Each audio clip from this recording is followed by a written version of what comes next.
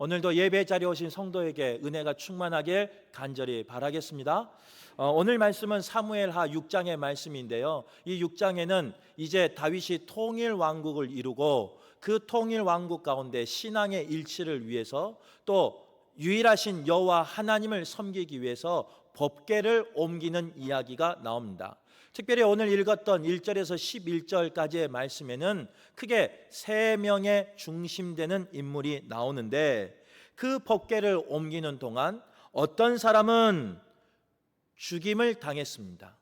어떤 사람은 화내고 두려워하였고 옮기는 것을 포기하고 말았습니다. 어떤 사람은 아무도 옮기려 하지 아니한 그 법궤를 옮김으로 그와 온 집이 복을 누렸다라고 성경은 기록하고 있습니다. 바라긴 오늘 예배한 우리 성도들이요, 그 어떤 사람 중에 복을 누리는 성도 되시길 간절히 바라겠습니다. 하나님 앞에 존귀하게 쓰임받고 끝까지 쓰임받아서 복을 누리는 우리 모두가 되시길 간절히 바라겠습니다. 그러면 오늘 본문에 그 어떤 사람들이 어떤 삶을 살았는가, 어떻게 했기에 그런 때로는 심판을 받았고 때로는 복을 누렸는가, 말씀을 통해 나눌 때 우리의 신앙이 어디에 멈춰 있는지, 또 나의 신앙이 어디까지에 있는지를 점검하는, 그리고 돌이키는, 결단하는 저와 여러분 되시길 간절히 바라겠습니다. 첫 번째로 법궤를 붙들었다. 성경은 이렇게 말합니다. 그 법궤를 붙든 일 때문에 하나님께서는 진노하시고 하나님께서는 치시고 하나님께서는 죽게 하였습니다. 누구 이야기냐? 오늘 성경에 나온 웃사 이야기입니다. 이제 오늘 배경이 이래요. 읽어서 알겠지만 다윗이 그 법궤를 옮기기 위해 3만 명을 다시 모았습니다. 그 블레셋과의 전쟁에서 이겼잖아요. 그리고 3만 명을 다시 모아서 이제 법궤를 옮기려고 하는 이야기가 오늘 6장에 시작된다는 거예요. 그래서 2절 말씀에 그는 그 법궤를, 하나님의 궤를 메어 오려고 그 사람들을 데리고 가요. 그리고 이제 3절부터 쭉 나오는데 어떻게 하느냐? 메어 오지 아니하고 새 수레를 준비해서 그 새 수레에다가 법궤를 넣고 이제 끌고 가는 이야기가 나옵니다. 아비나답 집에서 앞에는 아요가, 뒤에는 웃사가 이제 아들이에요. 아들이 그 법궤를 호위하면서 갑니다. 근데 문제는 어디서 생기느냐? 이 나곤의 타작 마당에서 소들이 갑자기 뛰었습니다. 그래서 그 뛰니까 그 법궤가 떨어지려고 할 때 웃사가 손을 펴서 그 법궤를 붙잡은 이야기가 오늘 본문 이야기예요. 전반부 이야기예요. 오늘 이 이야기만 들어서는요, 웃사는 아무런 잘못한 일이 없어요. 왜 그러느냐? 하나님 앞에, 법궤 앞에 서지도 아니하고 뒤에 섰습니다. 그리고 그 법궤가 떨어지려고 하니까 나의 모든 것을 희생하면서까지 그 법궤를 붙잡았다라고 기록된 걸 볼 수 있어요.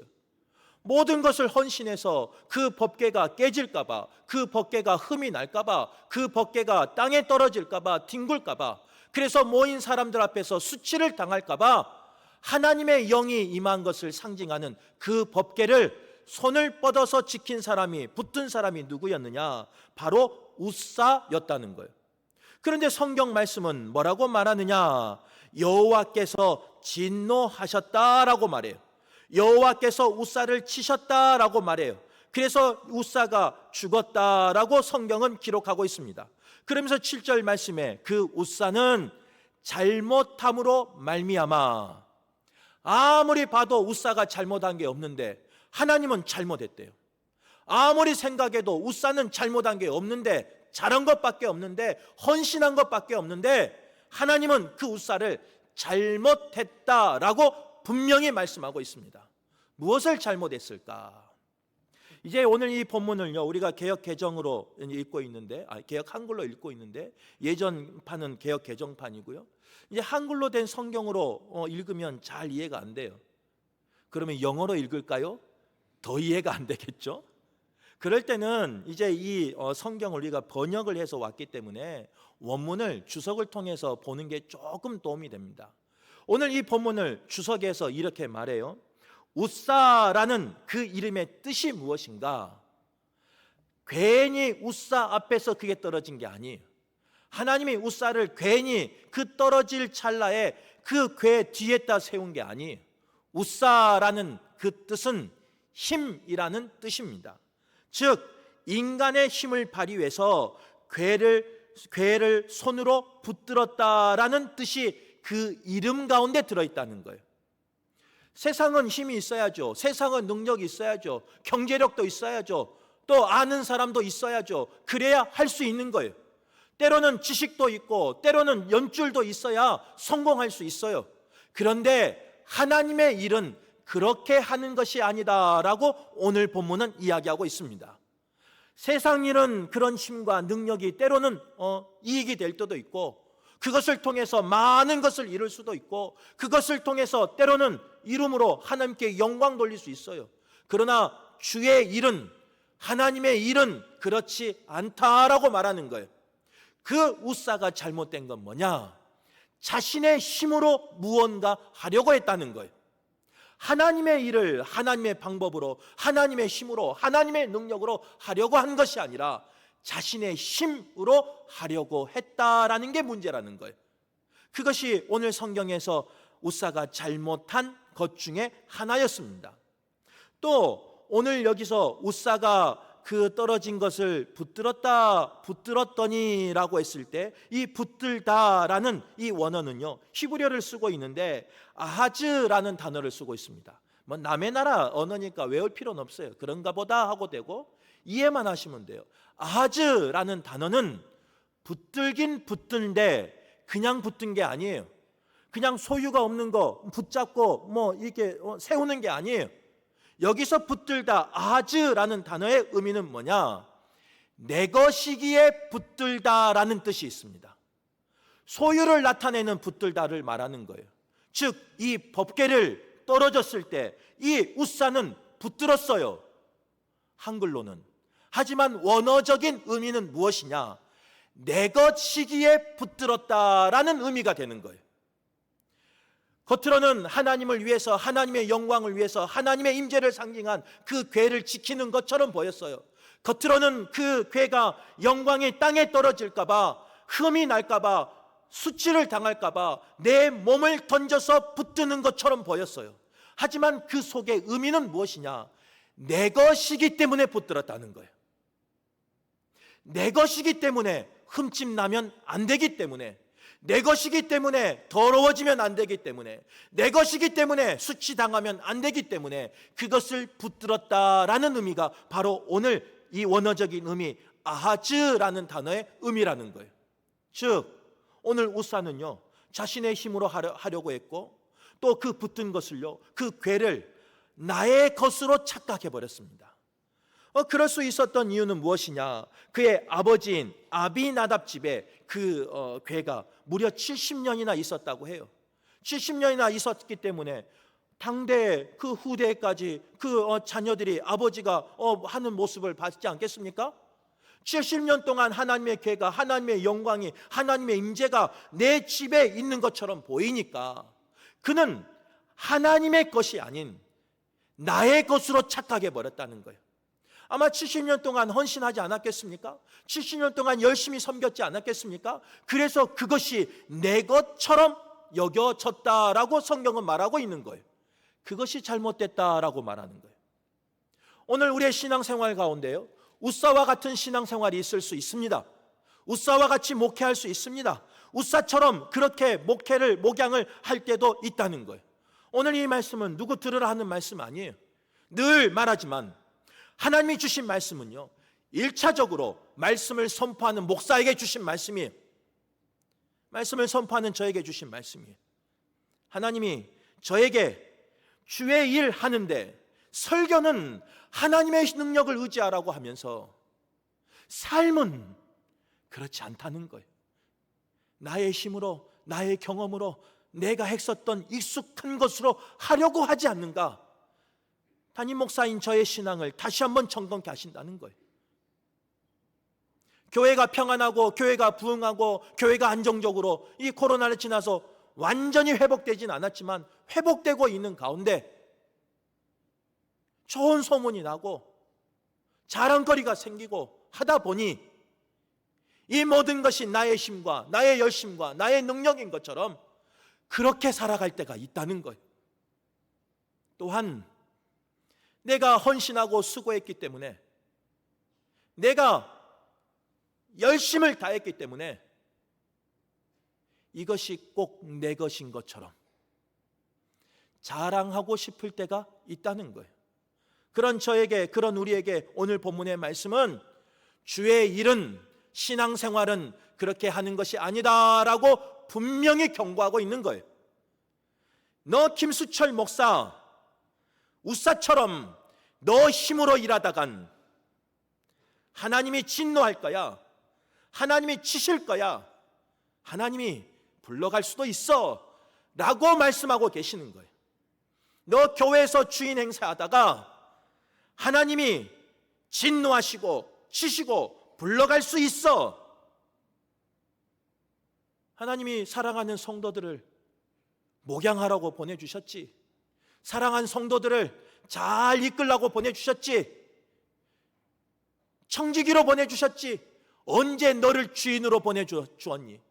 하나님은 저에게 오늘 본문을 통해서 그렇게 말씀하고 있다는 거예요.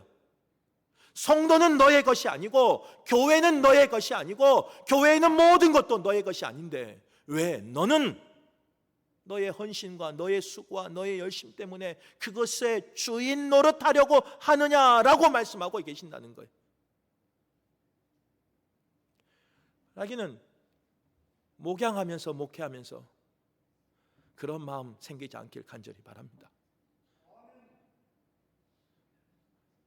하나님 앞에 쓰임받는 도구지 주인이 아니에요, 앞에 있는 목사는. 그런데 종종 성도들이 칭송하고 종종 인사만 해주니까 지가 주인인 것, 지는 저를 말하는 거예요. 오해하지 말고 들어요. 지가 주인인 것처럼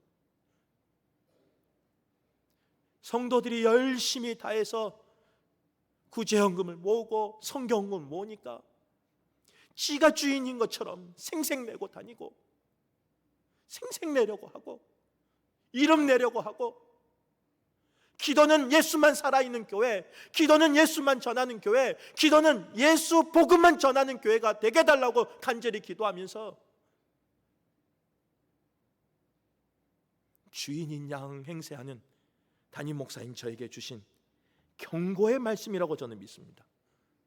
바라기는 저도 이 말씀 가운데 바로 서고 돌이키기를 원하니까요.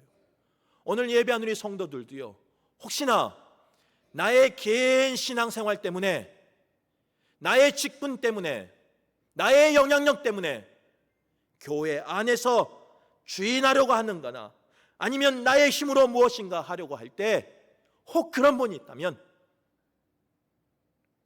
하나님의 음성을 듣고 깨닫는, 돌이키는 저와 여러분 되시길 간절히 바라겠습니다. 여전히 분위기가 안 좋아요. 일부 때도 진노하시고 치시고 죽는다 하니까 분위기가 안 좋더니 이 촛대지가 왜 그거 나온지 모르겠어요. 저도 부담스러워요. 그런데 하나님이 이 말씀을 주신 이유는 죽는다, 맞아요. 그러나 그 말의 방점을 다시 찍으면 돼요. 이렇게 살지 않으면 산다라고 해석하시면 돼요. 우리 모두가 우사처럼 살지 않아서 하나님 앞에 인정받고 하나님 앞에 기억되고 하나님 앞에서 살아나는 성도 되시길 간절히 바라겠습니다. 두 번째로 오늘 법궤를 수레에 실었다라고 이렇게 기록하고 있습니다. 누구의 말이냐? 바로 다윗의 이야기예요. 다윗은 오늘 2절 말씀처럼요, 원래 법궤를 메고 오려고 했어요. 그런데 왜 3절에 와서 새 수레에 실었는지 저도 모르겠어요. 그 마음이 왜 바뀌었는지 몰라요. 성경에는 안 나오니까. 그런데 중요한 건 뭐냐? 어쨌든 법궤를 메고 가려고 했든 싣고 가려고 했든 결론적으로 그는 싣고 나왔다는 거예요. 여기에는 여러 가지 문제가 있어요. 어떤 문제가 있느냐? 첫 번째, 다윗은요, 우리가 지난주에 말씀을 나눈 것처럼 다윗의 트레이드 마크가 뭡니까? 다윗은 연약한 사람이었어요. 내세울 수 없는 사람이었어요. 그런데 성실한 사람이었고, 성실하되 무엇에 성실했어요? 하나님 앞에 무릎 꿇는 데 성실했어요. 하나님, 전쟁에 나가야 합니까? 말아야 합니까? 하나님 앞에 물었어요. 똑같은 장소에서 똑같은 사람과 똑같은 상황 속에서 싸웠음에도 불구하고 하나님, 이번에도 나가야 합니까? 하나님 앞에 물었던 사람이 누구였느냐? 바로 다윗이었어요. 그런데 오늘 6장 말씀에, 그리고 이와 평행 본문이 역대상 13장 말씀에 나옵니다. 한번 읽어봐요. 더 자세히 나오니까. 중요한 것은 그 속에서 다윗이 여호와 하나님 앞에 묻지 않아요. 5장까지는 그 전쟁 앞에서, 그 위협 앞에서, 똑같은 상황 속에서도 여호와 하나님 앞에 묻고 나갔던 다윗이 신앙으로 하나 되고 신앙으로 민족을 회복시키려고 한 다윗의 모습에는 그 모습이 나오지 않아요. 역대상 13장 1절에 2절에 이렇게 고백합니다. 다윗이 천부장과 백부장 곧 모든 지휘관과 더불어 의논하고 다윗이 이스라엘의 온 회중에게 이르되 만일 너희가 좋게 여기거든 온 회중이 그대로 행하겠다 한지라. 하나님 앞에 묻지 아니하고요. 다윗은 어떻게 하느냐? 천부장, 백부장, 지휘관에게 물었어요. 적어도 하나님의 이 법을 아는 레위인, 제사장, 율법 교사에게는 물었어야 하던데도 불구하고 다윗은 그렇게 묻지 않아요. 마음은 메고 오려고 하나님의 뜻대로 하려고 했지만 실행은 자신의 마음대로 해버렸다는 거예요. 하나님 앞에 묻지 않고 나갔다는 거예요. 두 번째 문제는 2절에서 3절 넘어가는 메고 오려고 했는데 왜 새술에 실어서 이 문제가, 이 사단이 났는가 몰라요. 하나님의 방법은 때로는 더딜 때가 있습니다. 우리의 말, 우리의 생각과 우리의 기준에 안 맞을 때가 있어요. 그러나 하나님이 원하시는 예배는, 하나님이 원하시는 살아있는 예배는 무엇이냐? 나의 생각과 나의 경험으로 드리는 게 아니에요. 더딜지라도 하나님의 말씀에 순종하는 거예요. 이해가 안 될지라도 하나님의 말씀에 순종하는 거예요. 답이 없을지라도, 답답할지라도 하나님의 말씀에 온전히 순종하기를 원하고 계신다는 거예요. 그런데 다윗은요, 그 마음으로 갔어요. 그런데 3절에서 획 변해가지고 수레에다가 몰고 온단 말이에요. 이걸 곰곰이 왜 그랬을까? 왜 그랬을까? 아마 다윗은요, 마음이 조급했을 거예요. 어떤 마음이 있었는가? 첫 번째, 하나님 앞에 영광 돌리고 싶은, 하나님 앞에 진실로 예배하고 싶은, 하나님 앞에 그 법궤를 모셔놓고 하나님의 영이 임재를 경험하면서 예배하고 싶은 마음이 충만했을 거예요. 그러다 보니까 하나님의 방법대로 메고 가면 길어요. 시간이 늘어나요. 그래서 자신의 방법인 새술에 실어서 단축시켜서 하나님께 빨리 하고자 하는 마음이 다윗에게 있었을 거예요. 그것을 싫어하신다고요. 하나님은 하나님보다 앞서는 걸 싫어하십니다. 하나님의 말씀을 어기면서 자신의 뜻대로 행하는 것을 하나님은 싫어하십니다. 때로는 우리가 예배할 때요, 하나님 앞에, 오늘 다윗도 마찬가지잖아요. 출발은 좋았어요. 그런데 자기의 마음대로, 자기의 해석대로 하다 결국 다윗은 어떻게 되느냐? 그 3만 명이 모인 앞에서 수치를 당해요. 그리고 화를 내요. 불쾌한 감정이 드러나요. 화를 내다가 아차 하면서 그 화가 하나님에 대한 두려움으로 바뀌어요. 도저히 이 법궤를 가져갔다가는 내가 죽게 생겼으니까 가져가는 것을 포기하고 말아요. 잘 되는 것 같지만 그렇지 않습니다. 사람의 힘으로, 사람의 능력으로, 사람의 생각으로 하나님의 뜻이 아닌 하나님보다 앞서 나가면 이런 일이 생길 때가 있어요. 바라기는 우리의 삶 가운데 하나님보다 앞서지 아니하는 저와 여러분 되시길 간절히 바라겠습니다. 나의 생각으로 예배하는 것이 아니라, 나의 생각으로 영광 돌리는 것이 아니라, 나의 생각으로 열심을 다하는 것이 아니라 하나님의 말씀에 온전히 순종하는 저와 여러분 되시길 간절히 바라겠습니다. 오늘 이 말씀을 전하면서요, 이제 이 두 번째 대지에 꼭 알맞는 예화가 있어요. 이제 우리 장로님이 기도했지만 어제까지 전반기 신방이 끝났습니다. 하반기 신방은 아직 남았어요. 이제 반 정도 한 것 같아요. 뭐 주일도 뭐 공휴일도 쉬지 않고 월요일도 쉬지 않고 계속 신방하다 보니까 힘들 때도 있었어요. 근데 감사해요. 신방이 있어서 감사하고, 신방을 원하는 성도가 있어서 감사하고, 신방할 수 있어서 감사해요. 정말로. 근데 힘든 것이 하나 있어요. 신방 안 한 분은 꼭 염두에서 들으세요. 제발. 뭐냐면 신방은 하겠는데 먹는 게 그렇게 힘들어요. 먹는 게. 주님을 대접하는 심정으로 우리 성도들이 정성을 다해서 대접하다 보니까 하도 안 먹는다고 소문이 나니까 이번엔 작정했어요. 내가 한 가지씩은 꼭 먹겠다. 그래서 신방하는 가정 물어봐요. 제가 꼭 확인도 시켜줘요. 주는 것 중에 한 가지씩은 꼭 먹었어요. 그런데 그게 소문이 나서요, 한 달 지나니까 처음에는 한두 가지를 준비하다가 무슨 말한 줄 알죠? 웃은 사람들이 범인이에요. 2달째 되니까 3-4가지가 되고요, 3달째 6월달이 되니까 6, 7, 8가지가 돼요. 그리고 밥을 매일 먹어요. 얼마나 감사한지. 죄송하지만 감사해요. 정말 귀한 마음이에요. 귀한 마음. 그런데 나의 열정과 나의 그 열심이 앞에 있는 목사를 8kg를 찌웠어요. 3개월 동안. 이게 목사 가운에 숨겨져서 그렇지 심각해요. 오직했으면 제가 우리 장로님들한테 부탁에 허락을 받았겠어요. 선교 갔다 와서 둘째 주부터 내가 헬스장 좀 다니겠습니다.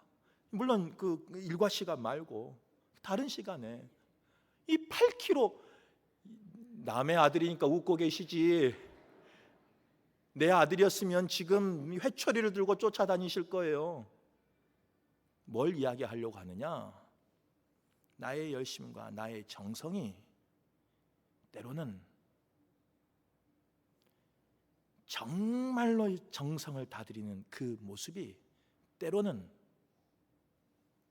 하나님 앞에 원하지 아니한 모습일 수도 있어요. 제가 하나님이라는 게 아니고 그 작은 것 하나지만 우리가 예배하는 열정, 우리가 예배하려고 하는 그 마음, 하나님보다 앞서는 그 마음이 때로는 그럴 수도 있다는 거예요. 바라기는 하나님 앞에 열심히 하세요. 순종하면서 하세요. 정성을 다해서 예배하세요. 그러나 하나님의 방법대로 하나님보다 앞서지 아니하고 사는 저와 여러분 되시길 간절히 바라겠습니다. 세 번째로 법궤를 메어 갔습니다. 누구 이야기냐? 오벳 에돔 이야기입니다. 오늘 이 본문에서 중요한 것이 뭐냐? 오벳 에돔은 이제 원래는 고라 자손의 후손이었습니다. 우리 고라 자손이 무슨 일을 했어요? 출애굽 때 모세한테 대적을 했습니다. 그래서 어떻게 됐느냐?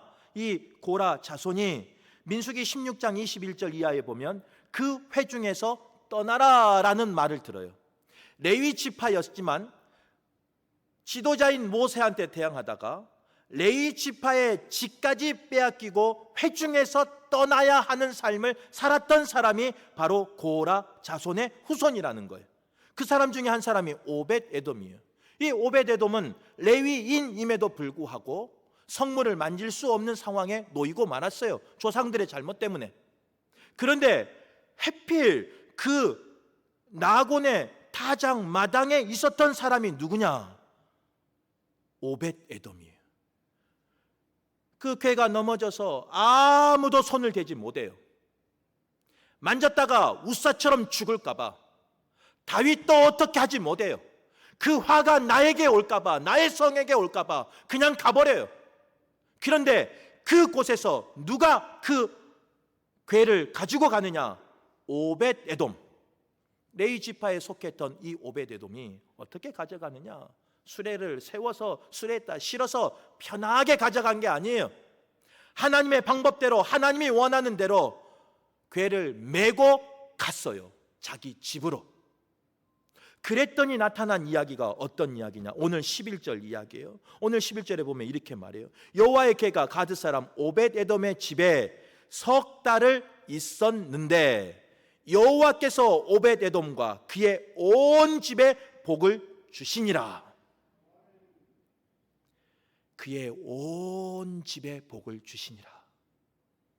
짧은 시간이지만, 연약한 신앙일 수도 있지만, 때로는 쫓겨나고 떠나야 하는 삶일 수도 있지만, 하나님 앞에 하나님의 뜻대로 온전히 예배한, 하나님의 방법대로 예배한 오벳에돔과 그의 집은 복을 얻었더라.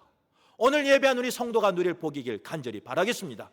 나의 신앙이 약하다, 나의 직분이 없다, 아무런 상관이 없어요. 주님 앞에, 여호와 앞에 하나님의 방법으로 예배한다면 시간과 상관없이 나를 복을 주시고 나를 통해 가문을 복을 주신다 약속하고 있는 거예요. 심지어는 처음에 이야기했었던 그 누구예요? 아비나답 집은요, 거기는 괴가 70년 동안 있었다니까요. 그런데 죽었어요. 3개월밖에 없었어요. 그런데 그와 그 집안이 복을 받았어요.